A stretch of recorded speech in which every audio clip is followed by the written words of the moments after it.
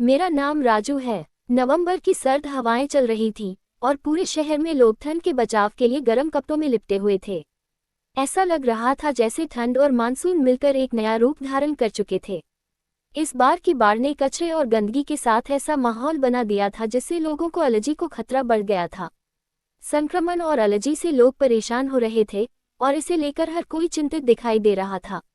समय का सामना करते हुए ज्योति नामक एक साहसी युवती ने ठान लिया कि वह जागरूकता फैलाकर इस समस्या से निपटने में योगदान देगी। उसने एक छोटी सी टीम बनाई और ज्योति कलश यात्रा का आयोजन किया। इस यात्रा का उद्देश्य लोगों को एलर्जी से बचने के उपायों के बारे में जागरूक करना और उनके प्रति संवेदनशील बनाना था ताकि वो खुद और अपने परिवारों की सेहत का बेहतर ख्याल रख सके। यात्रा के दौरान ज्योति और उसकी टीम ने विभिन्न मोहल्लों में जाकर लोगों से संवाद किया। उन्होंने समझाया कि बाढ़ के कारण गंदगी और नमी से कैसे मोल्ड्स और धूल के कण अधिक सक्रिय हो जाते हैं, जो एलर्जी का कारण बनते हैं।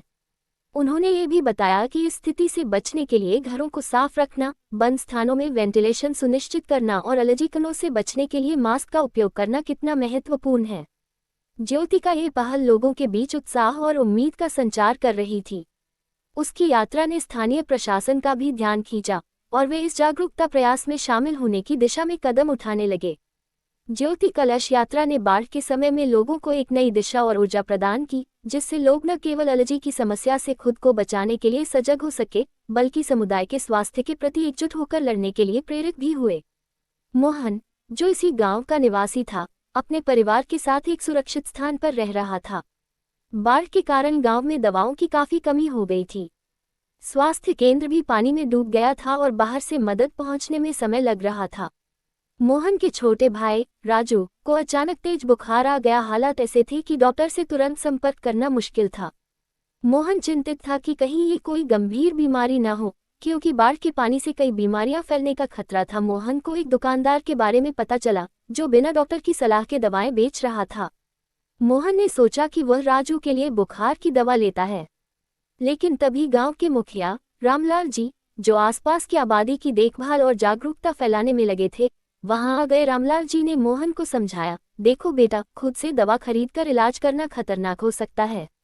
बाढ़ के पानी में कई तरह की नई बीमारियां फैल सकती हैं, जैसे कि मलेरिया, डेंगू, लेप्टोस्पायरोसिस आदि। बिना सही जांच और डॉक्टर की सलाह के दवा देना सेहत के लिए बेहद हानिकारक हो सकता है। उन्होंने मोहन को भरोसा दिलाया कि स्वास्थ्य टीम जल्द ही गांव पहुंचेगी और तब तक राजू को ठंडे पानी की पट्टियां करते रहें।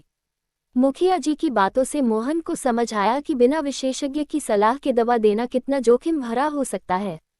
कुछ घंटों बाद स्वास्थ्य विभाग की टीम गांव में पहुंची और उन्होंने राजू का सही तरीके से उपचार किया। राजू को डॉक्टर की सही सलाह और दवाओं से राहत मिल गई। इसके बाद मोहन ने तय किया कि वह दूसरों को भी इस बात के प्रति जागरूक करेगा कि बाढ़ के समय बिना डॉक्टर की सलाह के किसी भी दवा का सेवन नहीं करना चाहिए। बाढ़ के दौरान और बाद में खुद से दवा खरीदकर इलाज करने से बचने के विषय पर एक कहानी प्रस्तुत है। बिहार के एक छोटे से गाँव लक्ष्मीनगर में हमेशा की तरह सालाना मानसून ने दस्तक दी, लेकिन इस बार बारिश कुछ ज्यादा ही हो गई और देखते ही देखते गांव बाढ़ की चपेट में आ गया। पानी चारों तरफ फैल गया और लोगों के घरों, खेतों और सड़कों पर पानी ही पानी नजर आने लगा। मोहन, जो इसी गांव का निवासी था, अपने परिवार के साथ एक सुरक्षित स्थान पर रह रहा था। बाढ़ के कारण गांव में दवाओं की काफी कमी हो गई थी। स्वास्थ्य केंद्र भी पानी में डूब गया था और बाहर से मदद पहुंचने में समय लग रहा था। मोहन के छोटे भाई राजू को अचानक तेज बुखार आ गया। हालात ऐसे थे कि डॉक्टर से तुरंत संपर्क करना मुश्किल था। मोहन चिंतित था कि कहीं ये कोई गंभीर बीमारी न हो, क्योंकि बाढ़ के पानी से कई बीमारियां फैलने का खतरा था। मोहन को एक दुकानदार के बारे में पता चला जो बिना डॉक्टर की सलाह के दवाएं बेच रहा था। मोहन ने सोचा कि वह राजू के लिए बुखार की दवा लेता है, लेकिन तभी गांव के मुखिया रामलाल जी, जो आसपास की आबादी की देखभाल और जागरूकता फैलाने में लगे थे, वहां आ गए। रामलाल जी ने मोहन को समझाया, देखो बेटा, खुद से दवा खरीदकर इलाज करना खतरनाक हो सकता है। बाढ़ के पानी में कई तरह की नई बीमारियां फैल सकती हैं, जैसे कि मलेरिया, डेंगू, लेप्टोस्पायरोसिस आदि। बिना सही जांच और डॉक्टर की सलाह के दवा देना सेहत के लिए बेहद हानिकारक हो सकता है। उन्होंने मोहन को भरोसा दिलाया कि स्वास्थ्य टीम जल्द ही गांव पहुंचेगी और तब तक राजू को ठंडे पानी की पट्टियां करते रहें। मुखिया जी की बातों से मोहन को समझ आया कि बिना विशेषज्ञ की सलाह के दवा देना कितना जोखिम भरा हो सकता है। कान में खुजली एक आम समस्या है जो कई लोगों को परेशान करती है। ये समस्या कभी कभी साधारण होती है, लेकिन कभी कभी यह गंभीर समस्याओं का संकेत भी हो सकती है। मोहन, एक 30 वर्षीय युवक जो एक कार्यालय में काम करता है, वह बहुत व्यस्त रहने के कारण अपने स्वास्थ्य की अनदेखी करता था। एक दिन मोहन को अपने दाहिने कान में खुजली महसूस हुई। शुरुआत में उसने इसे नजरअंदाज कर दिया, लेकिन खुजली बढ़ती गई और उसने सोचा कि शायद उसे कान में कुछ गंदगी या मच्छर गया है। उसे अपनी माँ का याद आया, जो कभी कभी कहती थी कि जब कान में खुजली होती है तो उसे खुजाने के लिए लकड़ी या काठी का उपयोग करना चाहिए। गलत फैसला, मोहन ने सोचा, थोड़ी खुजली करने से कोई नुकसान नहीं होगा। उसने एक छोटी सी लकड़ी ली और कान में डालने का प्रयास किया। थोड़ी देर के लिए उसे राहत मिली, लेकिन कुछ ही देर बाद खुजली और बढ़ गई। अब उसे कान में दर्द होने लगा। चिंता का प्रारंभ, जब दर्द बढ़ने लगा तो मोहन को चिंता हुई। वह सोचने लगा कि शायद उसने कुछ गलत किया है। उसने अपने दोस्त को फोन किया, जो एक डॉक्टर है। दोस्त ने तुरंत कहा, मोहन, चिकित्सक की सलाह लेना बहुत जरूरी है। कान के साथ खेलना सही नहीं है। डॉक्टर का परामर्श। संदीप ने अगले दिन डॉक्टर से मिलने का फैसला किया। डॉक्टर ने उसकी समस्या को सुना और उसके कान की जांच की। उन्होंने बताया कि कान में खुजली कई कारणों से हो सकती है, जैसे सफाई का अभाव, कान में जमा गंदगी, एलर्जी, किसी उत्पाद या धूल की प्रतिक्रिया, संक्रमण, बैक्टीरिया या फंगस के कारण। डॉक्टर ने उसे सलाह दी कि कभी भी कान में खुद से कुछ डालने की कोशिश न करें और सही इलाज के बिना किसी चीज का प्रयोग न करें। डॉक्टर के परामर्श के बाद मोहन ने सीखा कि स्वास्थ्य का ध्यान रखना कितना महत्वपूर्ण है। कान की समस्या को हल्के में लेना हमेशा सही नहीं होता। अगर कोई समस्या हो तो हमेशा विशेषज्ञ से सलाह लेनी चाहिए। एलर्जेन की पहचान करें, ये सबसे पहला कदम है। डॉक्टर से परीक्षण कराकर यह जाने कि आपको किस चीज से एलर्जी है। पर्यावरणीय नियंत्रण, घर में धूल और माइट्स को कम करें। नियमित रूप से साफ सफाई करें, खासकर बिस्तर और कालीनों की। पौधों से दूरी, यदि आपको पोलन से एलर्जी है तो ऐसे समय में बाहर जाने से बचें जब पोलन का स्तर उच्च हो। खाने की सावधानी, यदि आपको खाद्य एलर्जी है तो हमेशा खाद्य सामग्री की लेबल पढ़ें और सुनिश्चित करें कि आप एलर्जेन से बचें। पशु से दूरी, यदि आपको जानवरों की एलर्जी है तो कोशिश करें कि आप उन जानवरों के संपर्क में न आएं या अपने घर में न रखें। दवाओं का उपयोग, एंटीहिस्टामाइन, स्टीरॉइड स्प्रे या डॉक्टर द्वारा निर्धारित अन्य दवाएं एलर्जी के लक्षणों को कम करने में मदद कर सकती हैं। कुछ घंटों बाद स्वास्थ्य विभाग की टीम गांव में पहुंची और उन्होंने राजू का सही तरीके से उपचार किया। राजू को डॉक्टर की सही सलाह और दवाओं से राहत मिल गई। इसके बाद मोहन ने तय किया कि वह दूसरों को भी इस बात के प्रति जागरूक करेगा कि बाढ़ के समय बिना डॉक्टर की सलाह के किसी भी दवा का सेवन नहीं करना चाहिए। रात के लगभग 10 बज रहे थे। मोहन अपने बिस्तर पर लेटे हुए थे, लेकिन उन्हें लगातार सांस लेने में दिक्कत महसूस हो रही थी। उम्र 55 के पार हो चुकी थी और पिछले कुछ महीनों से वे कभी कभी सीने में भारीपन और सांस फूलने की शिकायत महसूस कर रहे थे, लेकिन वे इसे ज्यादा गंभीरता से नहीं ले रहे थे। आज की रात कुछ अलग थी। उन्होंने जैसे ही लेटना चाहा, उन्हें गहरी सांस लेने में तकलीफ हुई। ऐसा लग रहा था मानो कोई उनके सीने पर भारी बोझ रख रहा हो। उन्होंने पानी पीने की कोशिश की, लेकिन उससे कोई राहत नहीं मिली। शायद गैस की दिक्कत होगी, उन्होंने सोचा। पास रखी अजवाइन और गर्म पानी पी लिया, लेकिन कोई खास फर्क नहीं पड़ा। धीरे धीरे उनकी बेचैनी बढ़ने लगी। उनकी पत्नी सुनीता देवी, जो बगल में सो रही थी, उनकी परेशानी भांप गई। क्या हुआ? फिर से वही भारीपन लग रहा है, उन्होंने चिंता से पूछा। मोहन ने धीरे से सिर हिलाया। हाँ, लेकिन इस बार कुछ ज्यादा ही हो रहा है। पेट भी फूला लग रहा है और सांस लेने में दिक्कत हो रही है। सुनीता देवी घबरा गईं। ये सिर्फ गैस है या कुछ और? मोहन ने खुद को तसल्ली देने के लिए अपनी छाती सहलानी शुरू की। फिर उन्होंने इंटरनेट पर गैस और अस्थमा में अंतर सर्च किया। वहां लिखा था कि अगर सांस फूल रही हो, खासकर लेटने पर, और आराम करने से राहत न मिले तो यह अस्थमा या दिल की समस्या हो सकती है। लेकिन अगर डकार आने से आराम मिल जाए तो ये गैस की दिक्कत हो सकती है। उन्होंने झट से गहरी सांस लेने की कोशिश की, लेकिन हल्की हल्की सीटी जैसी आवाज आने लगी। ये लक्षण अस्थमा के थे। अब उन्हें चिंता होने लगी। सुनीता देवी ने तुरंत अपने बेटे को बुलाया, जो मेडिकल स्टूडेंट था। बेटे आया और पिता की नाड़ी देखी। फिर उसने कुछ सवाल पूछे। पापा, क्या आपको ठंडी हवा में या धूल में दिक्कत होती है? मोहन ने सिर हिलाया। हाँ, पिछले कुछ महीनों से ठंडे मौसम में सांस लेने में दिक्कत हो रही है। बेटे गंभीर हो गया। पापा, ये गैस नहीं, अस्थमा भी हो सकता है। हमें डॉक्टर से मिलना चाहिए। थोड़ी ही देर में वे अस्पताल पहुंचे। डॉक्टर ने जांच की और बताया कि यह अस्थमा का शुरुआती लक्षण था। उन्होंने तुरंत इन्हेलर दिया, जिससे रामेश्वर बाबू को थोड़ी राहत मिली। घर लौटते समय मोहन सोच रहे थे कि अगर वे इसे सिर्फ गैस समझकर टाल देते तो शायद दिक्कत बढ़ सकती थी। उन्होंने ठान लिया कि अब से किसी भी स्वास्थ्य समस्या को नज़रअंदाज नहीं करेंगे। राजू अपने जीवन के सबसे कठिन दौर से गुजर रहा था। 2 दिन पहले ही उसकी मां का श्राद्ध कर्म संपन्न हुआ था और घर में अब भी उनकी अनुपस्थिति का सन्नाटा पसरा हुआ था। मां हमेशा से उसकी ताकत रही थी, लेकिन अब वो नहीं थी। उनके जाने के बाद पूरा घर सूना सूना लगने लगा था। श्राद्ध के दिन सुबह से ही घर में पंडित जी की मंत्रोच्चारण की आवाज गूंज रही थी। राजू और उसके पिता ने विधि विधान से तर्पण किया, ब्राह्मणों को भोजन कराया और उनकी मां की प्रिय वस्तुएं पवित्र नदी में प्रवाहित की। पूरे दिन रिश्तेदार और पड़ोसी आते रहे, सभी सांत्वना दे रहे थे, लेकिन राजू का मन अब भी मां की यादों में उलझा हुआ था। राजू को याद आया कि कैसे मां हर साल अपने पिताजी का श्राद्ध बड़े श्रद्धा से करती थी। वह खुद सब कुछ तैयार करती, पिताजी की पसंदीदा चीजें बनाती और ब्राह्मणों को आदरपूर्वक भोजन कराती। आज वही रस्म रवि को निभानी पड़ी थी, लेकिन अंतर सिर्फ इतना था कि अब मां खुद उसमें मौजूद नहीं थी। श्राद्ध के बाद जब सब लोग चले गए तो घर की दीवारें जैसे चीख चीख कर मां की अनुपस्थिति को जताने लगी। राजू अपने कमरे में जाकर बैठा और मां की तस्वीर को निहारने लगा। उनकी मुस्कान में वही ममता झलक रही थी जो उसने हमेशा महसूस की थी। आंसू अपने आप आंखों से गिरने लगे। उसने तस्वीर के पास एक दिया जलाया और धीमी आवाज में बुदबुदाया, मां, आप जहां भी हो खुश रहना, मैं आपकी सारी सीख को याद रखूंगा।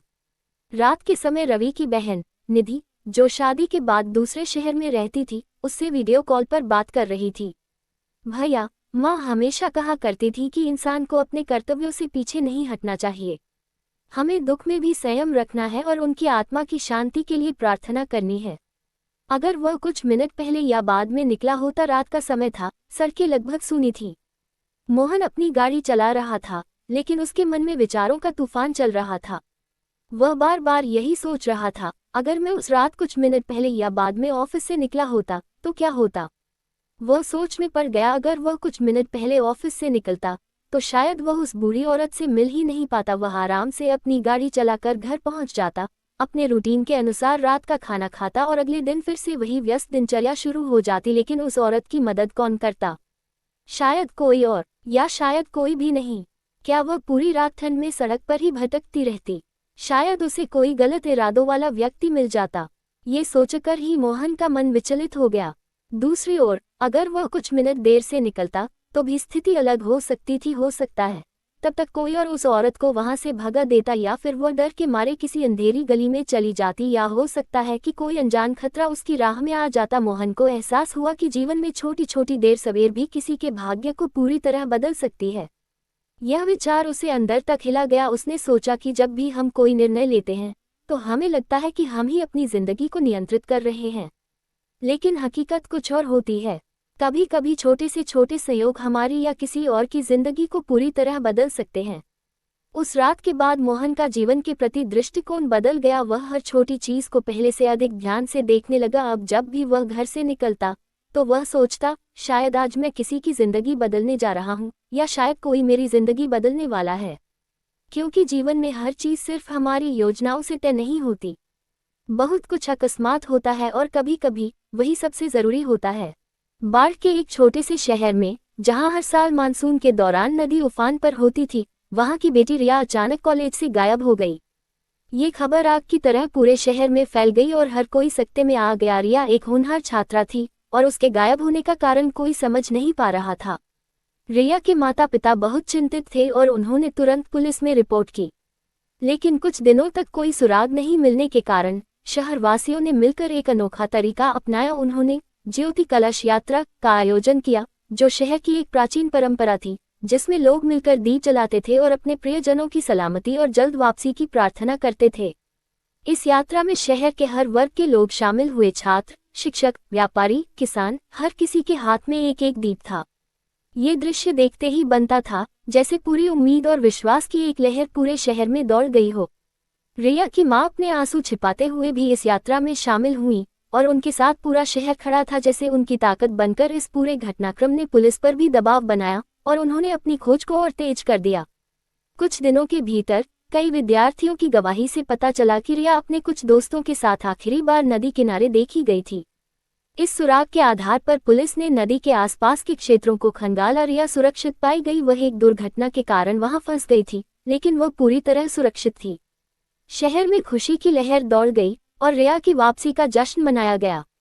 ज्योति कलश यात्रा ने न सिर्फ रिया के परिवार को हिम्मत दी, बल्कि पूरे शहर को एक नई एकजुटता का परिचय कराया। इस घटना ने दिखा दिया कि चाहे कोई भी परिस्थिति हो, जब पूरा शहर एकजुट होता है तो वह चमत्कार ला सकता है। रिया का गुम होना और ज्योति कलश यात्रा बरसात के मौसम में नदी उफान पर थी। शहर के कई हिस्सों में बाढ़ आ गई थी। चारों तरफ पानी ही पानी था। लोग अपने घरों से बाहर नहीं निकल पा रहे थे। ऐसी ही भयावह स्थिति में एक छोटी बच्ची रिया अचानक गायब हो गई। उसकी मां सुनीता और पिता मोहन बहुत परेशान हो गए। रिया की उम्र सिर्फ 7 साल थी। वह बहुत मासूम और चंचल थी। जब बाढ़ आई तब वह अपने घर के आंगन में खेल रही थी। घर का पिछला हिस्सा एक नाले के पास था और किसी को पता नहीं चला कि वह कब वहां चली गई। कुछ ही देर में जब माता पिता ने उसे घर में नहीं देखा तो वे घबरा गए। सुनीता और मोहन ने पहले खुद उसे हर जगह ढूंढने की कोशिश की। उन्होंने पड़ोसियों से पूछा, गली मोहल्ले में देखा, लेकिन रिया कहीं नहीं मिली। धीरे धीरे अंधेरा होने लगा और उनका दिल बैठ गया। आखिरकार उन्होंने पुलिस स्टेशन जाकर रिपोर्ट दर्ज करवाई। पुलिस ने तुरंत इलाके में खोजबीन शुरू कर दी। बस्ती के लोग भी इस खबर से चिंतित हो गए। रिया पूरे मोहल्ले की प्यारी बच्ची थी। हर कोई उसकी सुरक्षा के लिए प्रार्थना करने लगा। रिया को सुरक्षित वापस लाने की आशा में गांव के बुजुर्गों और महिलाओं ने ज्योति कलश यात्रा निकालने का निर्णय लिया।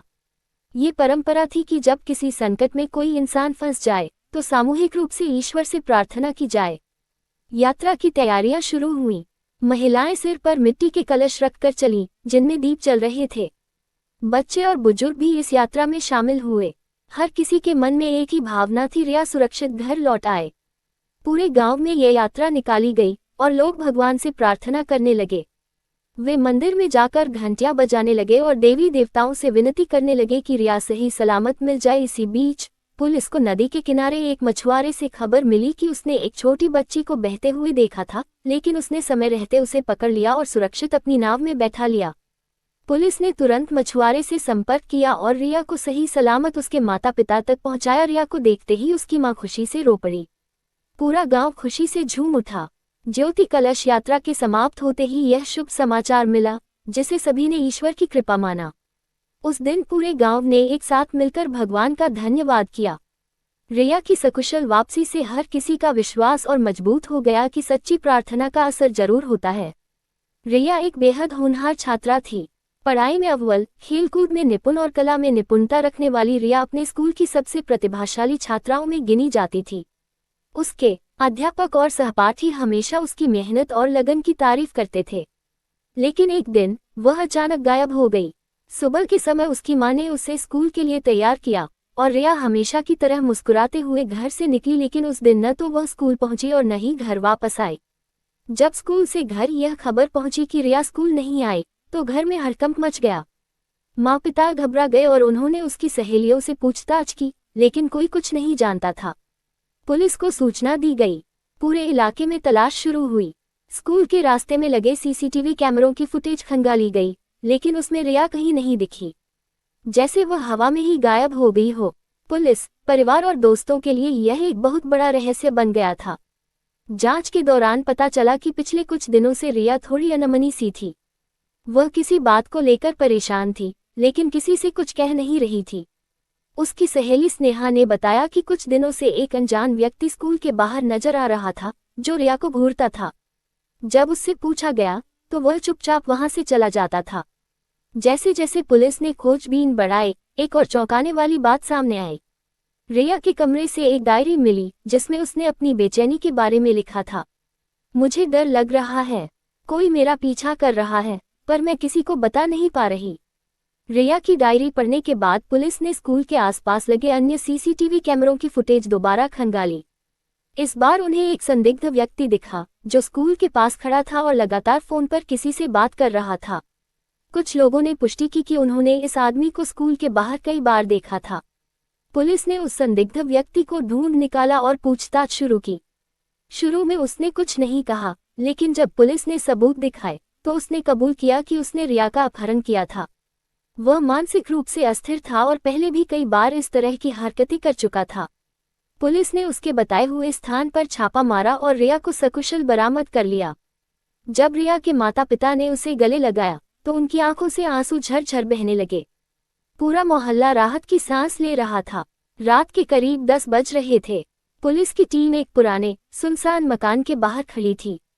ये वही जगह थी जिसका सुराग रिया के अपहरणकर्ता ने पूछताछ के दौरान दिया था।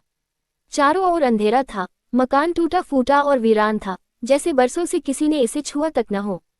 पुलिस ने धीरे से मकान का दरवाजा धक्का दिया और अंदर घुसते ही एक हल्की सी चीख सुनाई दी। यह रिया थी। पुलिस के जवानों ने फुर्ती से पूरे घर की तलाशी लेनी शुरू कर दी। एक कमरे के कोने में बंधी हुई रिया बैठी थी। उसकी आंखों में डर था, लेकिन जैसे ही उसने पुलिस को देखा, एक उम्मीद की चमक उभर आई। रिया! एक महिला पुलिस अधिकारी ने आवाज दी और दौड़कर उसकी रस्सियां खोल दी। रिया कांप रही थी, लेकिन जैसे ही उसने राहत महसूस की, उसकी आंखों से आंसू छलक पड़े। मुझे लगा था कि मैं कभी घर नहीं लौट पाऊंगी, उसने कांपती आवाज में कहा। पुलिस ने उसे तुरंत बाहर निकाला और सुरक्षा के लिए अपनी गाड़ी में बिठाया। अपहरणकर्ता को पहले ही गिरफ्तार किया जा चुका था और अब रिया को उसके घर ले जाने का समय था। जैसे ही पुलिस की गाड़ी रिया के घर के बाहर रुकी, वहां पहले से ही उसका पूरा परिवार और मोहल्ले के लोग मौजूद थे। उसकी मां दौड़कर आए और रिया को कसकर गले लगा लिया। मेरी बच्ची, तू ठीक तो है? मां की आंखों से आंसू थम ही नहीं रहे थे। रिया की आंखें भी नम थीं। उसने अपनी मां को और जोर से पकड़ लिया, जैसे अब कभी उनसे अलग न होना चाहती हो। पिता ने भी रिया को अपनी बाहों में समेट लिया। आसपास खड़े लोग ये दृश्य देखकर भावुक हो गए थे। रिया की सकुशल वापसी की खबर पूरे मोहल्ले में फैल गई। पड़ोसी, दोस्त, रिश्तेदार उसे देखने और मिलने के लिए घर आ रहे थे। हर कोई पुलिस की बहादुरी की तारीफ कर रहा था। अगर पुलिस समय पर कार्रवाई नहीं करती तो न जाने क्या हो जाता। रिया के चाचा ने कहा, अब हमें अपने बच्चों की सुरक्षा को लेकर और सतर्क रहना होगा। पड़ोस की एक महिला बोली के बाद मोहल्ले के लोगों ने एक फैसला किया। अब वे अपने इलाके में सुरक्षा व्यवस्था को और मजबूत करेंगे। बच्चों को सतर्क रहना सिखाया जाएगा और किसी भी संदिग्ध व्यक्ति की सूचना तुरंत पुलिस को दी जाएगी। इस हादसे ने रिया को पूरी तरह बदल दिया था। पहले जो लड़की हमेशा हंसती खेलती थी, अब वह अधिक गंभीर और सतर्क रहने लगी थी। लेकिन धीरे धीरे परिवार के प्यार और दोस्तों के सहयोग से उसने अपने डर को पीछे छोड़ दिया। रिया ने अपनी पढ़ाई फिर से शुरू की और आत्मरक्षा की ट्रेनिंग लेनी भी शुरू कर दी। अब रिया फिर से अपनी जिंदगी को नए सिरे से जी रही थी और इस बार पहले से कहीं ज्यादा मजबूत और आत्मनिर्भर होकर। बाढ़ के कारण परेशान माता पिता और ज्योति कलश यात्रा। पिछले कई दिनों से मूसलाधार बारिश हो रही थी, जिससे नदी उफान पर थी। लोग भयभीत थे क्योंकि पानी धीरे धीरे गांव में घुसने लगा था। रामलाल और उनकी पत्नी सुनीता भी बेहद चिंतित थे। उनका 8 साल का बेटा मोहित सुबह खेलते खेलते न जाने कहां चला गया था। पूरे गांव में हड़कंप मच गया। सभी ने उसे ढूंढने की कोशिश की, लेकिन बाढ़ के कारण रास्ते बंद थे। रामलाल और सुनीता गांव के हर कोने में जाकर बेटे को ढूंढने लगे, मगर कोई सुराग नहीं मिला। मां सुनीता रो रोकर बेहोश होने लगी और रामलाल भी अपने आंसू रोक नहीं पा रहे थे। बाढ़ का पानी हर जगह फैला हुआ था और उनका घर भी आधा डूब चुका था। गांव के कुछ लोग नाव लेकर बचाव कार्य में लगे थे। उन्होंने सुनीता और रामलाल को हिम्मत दी और कहा कि गांव के मंदिर में शरण लें, जहां राहत शिविर लगाया गया था। मगर माता पिता का दिल नहीं मान रहा था। बेटे को बिना देखे वे चैन से नहीं बैठ सकते थे। गांव वालों ने मिलकर ज्योति कलश यात्रा निकालने का निर्णय लिया। हर किसी ने अपने घर से दिए जलाए और भगवान से प्रार्थना की कि मोहित सही सलामत मिल जाए। पूरे गांव में भजन गूंजने लगे। लोग गंगा मैया से अरदास करने लगे। यह नजारा देखकर सुनीता फूट फूट कर रोने लगी। यात्रा के दौरान अचानक एक बुजुर्ग आदमी तेज आवाज में चिल्लाया, देखो, कोई बच्चा पेड़ की टहनी पर लटका हुआ है। सभी दौड़ पड़े। देखा तो वह मोहित था। वह एक पेड़ की ऊंची शाखा पर बैठा था, जिसे बाढ़ के पानी ने घेर लिया था। गांव के कुछ बहादुर युवकों ने रस्सी की मदद से मोहित को बचा लिया। मोहित को देखते ही सुनीता और रामलाल ने उसे गले से लगा लिया। मां की आंखों से खुशी के आंसू बहने लगे। गांव के सभी लोगों ने भगवान का धन्यवाद किया। ज्योति कलश यात्रा गांव की परंपरा बन गई, जो हर साल बाढ़ के समय निकाली जाती है, ताकि लोग मिलकर संकट का सामना कर सके और ईश्वर से रक्षा की प्रार्थना कर सके। रिया एक चंचल और खुशमिजाज लड़की थी, जो अपने माता पिता के साथ शहर के किनारे बसे छोटे से कस्बे संदीप नगर में रहती थी। वह हमेशा समय पर स्कूल जाती, शाम को अपने दोस्तों के साथ खेलती और फिर रात को माँ की कहानियां सुनकर सो जाती। सब कुछ सामान्य ही था, लेकिन एक दिन कुछ ऐसा हुआ जिसने पूरे कस्बे को हिलाकर रख दिया। उस दिन रिया शाम को अपने घर के बाहर खेल रही थी। उसके माता पिता ने उसे आखिरी बार घर के पास वाले पेड़ के नीचे बैठे देखा था। उसके बाद वह अचानक गायब हो गई। जब रात होने लगी और रिया घर नहीं आई तो उसके माता पिता घबरा गए। पहले उन्होंने सोचा कि वह किसी दोस्त के घर होगी, लेकिन जब उन्होंने पूरे मोहल्ले में ढूंढा और कोई सुराग नहीं मिला तो उनका दिल बैठने लगा। गांव वालों ने भी मदद के लिए हाथ बढ़ाया। हर कोई टॉर्च लेकर खेतों, गलियों, मंदिर और तालाब के किनारे तक उसे खोजने लगा, लेकिन रिया का कोई अता पता नहीं था। अगले दिन सुबह पुलिस को बुलाया गया। पुलिस ने जांच शुरू की और उसी जगह पहुंची जहां रिया आखिरी बार देखी गई थी। वहां उन्हें एक गुड़िया मिली जो मिट्टी में सनी हुई थी। ये वही गुड़िया थी जिसे रिया बहुत प्यार करती थी और हमेशा अपने साथ रखती थी। सबके मन में सवाल उठा, अगर रिया वहां थी तो अचानक कहाँ गई? क्या किसी ने उसे उठाया या फिर वह खुद कहीं चली गई? जब जांच चल रही थी तभी गांव की एक बूढ़ी औरत, जिसे लोग माई कहते थे, वहां आई। उसने धीमी आवाज में कहा, यह कोई साधारण गुमशुदगी नहीं है। उस पेड़ के नीचे पहले भी बच्चे गायब हुए हैं। यह कोई आम जगह नहीं बल्कि एक रहस्यमयी शक्ति का बसेरा है। माई की बातों पर किसी ने ध्यान नहीं दिया, लेकिन कुछ बुजुर्गों ने बताया कि सालों पहले भी 2 बच्चे ठीक उसी जगह से अचानक गायब हो गए थे और आज तक उनका कुछ पता नहीं चला। पुलिस ने आसपास के इलाके में और खोजबीन की, तभी एक खेत के किनारे एक गहरे गड्ढे में किसी के चलने के निशान मिले। जब पुलिस ने वहां खुदाई करवाई तो उन्हें मिट्टी में दबा एक पुराना खिलौना मिला जो सालों पहले गायब हुए बच्चों में से एक का था। अब मामला और भी रहस्यमयी हो गया था। क्या यह कोई अंधविश्वास था या सच में उस जगह में कोई रहस्य छुपा था? रिया के माता पिता पूरी तरह टूट चुके थे। समय बीतता गया लेकिन उसकी कोई खबर नहीं मिली। लोगों ने वह पेड़ काटने की सोची, लेकिन हर बार कुछ न कुछ अजीब घटित हो जाता। कभी कुल्हाड़ी टूट जाती, कभी अचानक कोई बीमार पड़ जाता। कुछ कहते कि वह जगह अभिशप्त थी तो कुछ का मानना था कि वहां कोई रहस्यमयी शक्ति थी। कई साल बीत गए लेकिन रिया का कोई पता नहीं चला। लोग धीरे धीरे इस घटना को भूलने लगे, लेकिन उसके माता पिता हर दिन उस पेड़ के पास बैठकर उसकी राह देखते। क्या रिया कभी वापस आएगी? क्या सच में उस जगह में कोई अज्ञात शक्ति थी या फिर यह किसी अपराधी की करतूत थी? कोई नहीं जानता और शायद कभी जान भी न पाए। रिया, एक महिला पुलिस अधिकारी ने आवाज दी और दौड़कर उसकी रस्सियां खोल दी। रिया कांप रही थी, लेकिन जैसे ही उसने राहत महसूस की उसकी आंखों से आंसू छलक पड़े। मुझे लगा था कि मैं कभी घर नहीं लौट पाऊंगी, उसने कांपती आवाज में कहा। पुलिस ने उसे तुरंत बाहर निकाला और सुरक्षा के लिए अपनी गाड़ी में बिठाया। अपहरणकर्ता को पहले ही गिरफ्तार किया जा चुका था और अब रिया को उसके घर ले जाने का समय था।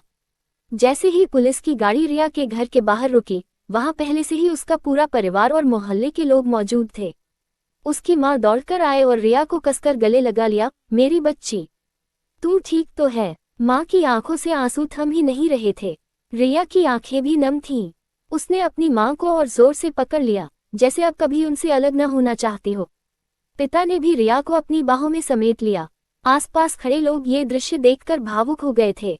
रिया की सकुशल वापसी की खबर पूरे मोहल्ले में फैल गई। पड़ोसी, दोस्त, रिश्तेदार और उसे देखने और मिलने के लिए घर आ रहे थे। हर कोई पुलिस की बहादुरी की तारीफ कर रहा था। अगर पुलिस समय पर कार्रवाई नहीं करती तो न जाने क्या हो जाता। रिया के चाचा ने कहा, अब हमें अपने बच्चों की सुरक्षा को लेकर और सतर्क रहना होगा। पड़ोस की एक महिला बोली। इस हादसे ने रिया को पूरी तरह बदल दिया था। पहले जो लड़की हमेशा हंसती खेलती थी, अब वह अधिक गंभीर और सतर्क रहने लगी थी। लेकिन धीरे धीरे परिवार के प्यार और दोस्तों के सहयोग से उसने अपने डर को पीछे छोड़ दिया। रिया ने अपनी पढ़ाई फिर से शुरू की और आत्मरक्षा की ट्रेनिंग लेनी भी शुरू कर दी। वह अब दूसरों को भी जागरूक करने लगी कि किसी भी संदिग्ध व्यक्ति या घटना की जानकारी छुपानी नहीं चाहिए। रिया की इस घटना ने सबको एक बड़ा सबक सिखाया। सावधानी और सतर्कता ही सबसे बड़ा बचाव है। बच्चों को खुद की सुरक्षा के बारे में शिक्षित करना और समय पर सही कदम उठाना बहुत जरूरी है। अब रिया फिर से अपनी जिंदगी को नए सिरे से जी रही थी और इस बार पहले से कहीं ज्यादा मजबूत और आत्मनिर्भर होकर। गायत्री परिवार, जो एक प्रमुख सामाजिक और आध्यात्मिक संगठन है, ने हाल ही में बाढ़ से प्रभावित क्षेत्रों में ज्योति कलश यात्रा का आयोजन किया। यह यात्रा बाढ़ से पीड़ित लोगों को राहत पहुंचाने और उनके मनोबल को बढ़ाने के उद्देश्य से तैयार की गई थी। इस यात्रा की शुरुआत एक विशेष पूजा और हवन के साथ हुई, जिसमें गायत्री मंत्र का जाप किया गया। यह मंत्र न केवल आध्यात्मिक ऊर्जा को संचारित करता है, बल्कि स्वास्थ्य, समृद्धि और मानसिक शांति के लिए भी पूजित है।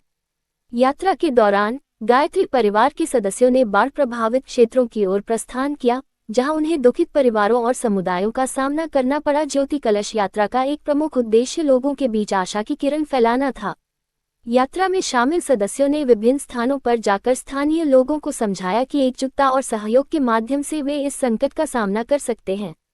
यात्रा के दौरान किए गए संवादों में उन्होंने ये भी बताया कि प्राकृतिक आपदाएं अकल्पनीय हो सकती हैं, लेकिन हमारे भीतर की ज्योति और सकारात्मकता हमें हर परिस्थिति में आगे बढ़ने की शक्ति देती है। संगठन ने बाढ़ से प्रभावित परिवारों के लिए आवश्यक सामग्री जैसे कि खाने का सामान, कपड़े और दवाइयां भी वितरित की। इसके साथ ही उन्होंने मानसिक स्वास्थ्य को प्रोत्साहित करने के लिए विशेष कार्यशालाएं आयोजित की, जहां लोगों को ध्यान और प्राणायाम के माध्यम से तनाव कम करने के तरीकों से अवगत कराया गया। इस यात्रा के अंत में गायत्री परिवार ने एक सामूहिक प्रार्थना सभा का आयोजन किया, जहां सभी ने मिलकर देश और समाज की भलाई के लिए प्रार्थना की।